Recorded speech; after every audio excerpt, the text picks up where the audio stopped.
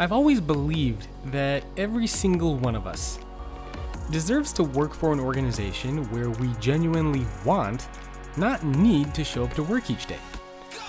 And that the leaders of those organizations actually care about the people who work there and are invested in their success both in the office and outside of it. And when I imagine what the future of work can look like, that's what I think of. And everything I do, every person I meet, and every event that I speak at, all of it, is to spread that message and to help us create a future that we are all proud to be a part of. And of course, I want to have a little bit of fun along the journey.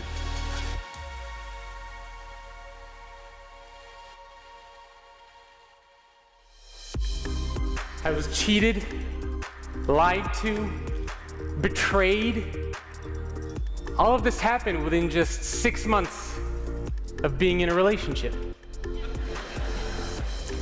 Naturally, I did what any rational person would do, and I decided it was time to end the relationship. So I waited until the right moment, I planned, and finally, I handed in my resignation letter. Now, I'm not special. There are millions of people around the world every single day who feel this way about the managers and the organizations that they work for. My first job out of college, the one where I felt so lied and betrayed to, during the interview process, I was told that I would be meeting with executives and entrepreneurs, traveling across the country, and doing all sorts of meaningful and impactful work.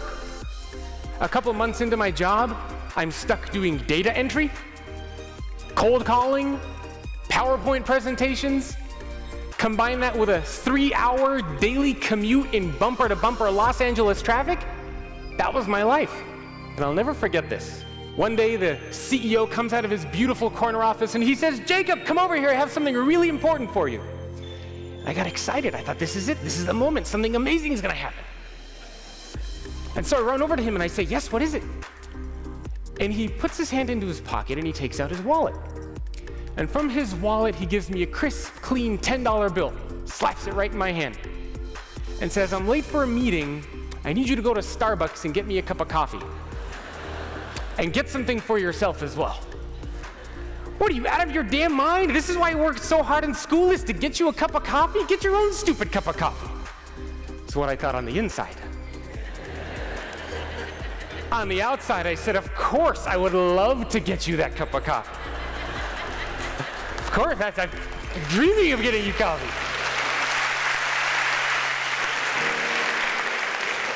And that was one of the last full-time jobs I've had working for anybody else, and that was around 10 years ago.